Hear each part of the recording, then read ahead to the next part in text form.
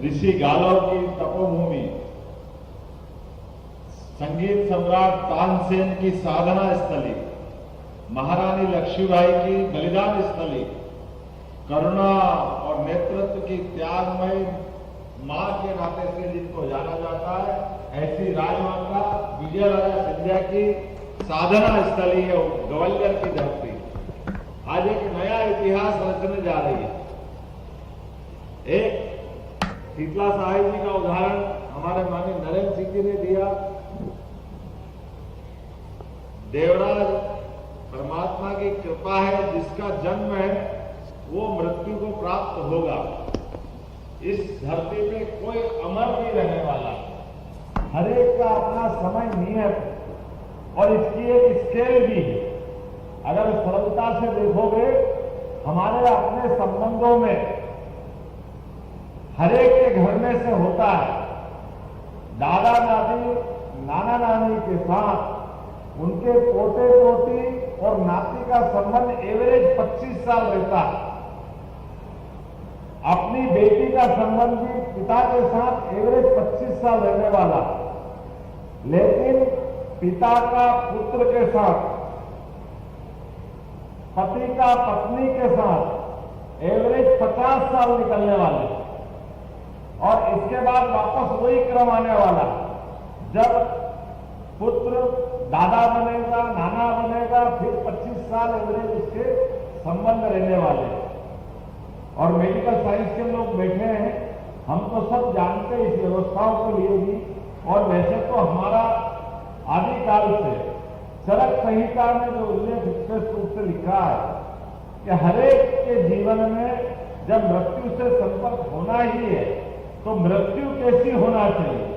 मृत्यु हमको जीते जी पके हुए फल की तरह पेड़ से नीचे आ जाए, कल्पना तो वो की गई, लेकिन आने और जाने के क्रम में हमारे जीवन में जो विकार आते हैं, और विकार के कारण से ये जो हमको हॉस्पिटल की जरूरत पड़ती है, और आधुनिक समय में हॉस्पिटल वास्तव में ये अपना हॉस्पिटल खोलना एक सामान्य बात, लेकिन हॉस्पिटल अगर मेडिकल कॉलेज हो तो वाकई में आपको बधाई दूंगा, जोरदार अभिनंदन करो हमारे धर्म सिंह जी के लिए, जिनने कहा है कि हमारे द्वारा जैसे हम अपने व्यापार व्यवसाय कई काम करते जाते हैं, लेकिन ये जो नया पौधा लगाया, जिसने ग्वालियर की कीर्ति प्रसिद्धि में भी एक अलग से आवाज जोड़ी है, और वो भी किसान परिवार से निकल कर, जो स्वयं चिकित्सक नहीं है, स्वयं के जीवन में, लेकिन बेटे की स्मृति में भी एक पवित्र संकल्प लिया। ये जो पवित्र संकल्प है, ये युगों युगों तक याद रहेगा। इतना बड़ा कैंपस वास्तव में देख के आनंद आ गया। मैं दिल से बधाई देना चाहता हूं हमारे अपने किसान परिवार से निकल करके अलग से व्यवसाय करते करते जो आपकी पवित्र भावना है, मैं उस भावना का सम्मान करता हूं, और सरकार के मुखिया होने के नाते मैं आपका भी स्वागत करता हूं, आपको बधाई देना चाहता हूं। ऐसे ही लोग आगे आने की जरूरत।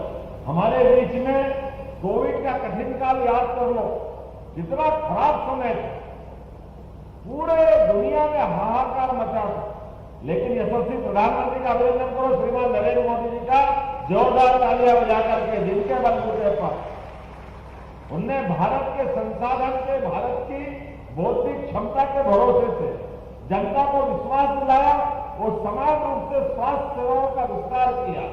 उस विस्तार में हमको मालूम पड़ा है कि हॉस्पिटल और डॉक्टर की कीमत क्या होती है। एलोपैथिक के डॉक्टर को दुर्भाग्य से उस समय जब तक दवाई नहीं आई थी, लेकिन काढ़ा पी करके आयुर्वेद वालों के माध्यम से भी लोगों की जान बचाई। लेकिन जब टीके लगाए, तो टीके के माध्यम से पूरे देश की नहीं, दुनिया के लोगों की जान बचाने के लिए हमारे यशस्वी प्रधानमंत्री ने जियो और जीने दो के सिद्धांत को कहानी बोला नहीं जाता, करके दिखाया था। और एक एक आदमी को ढूंढ ढूंढ करके उनको टीका लगाना, वो टीका भी ऐसा लगाया, हमारे यहाँ तो फ्री लगाया।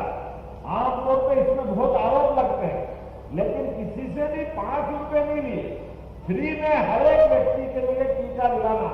दुनिया के 200 से ज्यादा देशों में एकमात्र देश भारत है जिनने इस तरह से अपनी मदद की थी।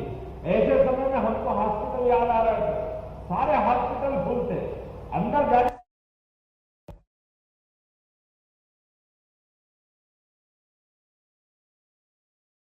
मौका नहीं आया, लेकिन मौका आए तो वाकई ये मंदिर से बढ़कर के ऐसा लगेगा सच्चा साक्षात भगवान का घर हमको मिल रहा है। और नाम भी कितना अच्छा रखा है, नाम अपने आप में देवता से जुड़ता है, देवराज। और देवता और देवराज का मतलब ही जो देने में विश्वास करे, नहीं तो देवता को देवता नहीं देवता कह सकते, लेकिन जो देवराज के रूप में भाव बनाया है, ये पवित्र भाव का आपने जीवन से किया। मेरी अपनी ओर से कोटि से बधाई। बहुत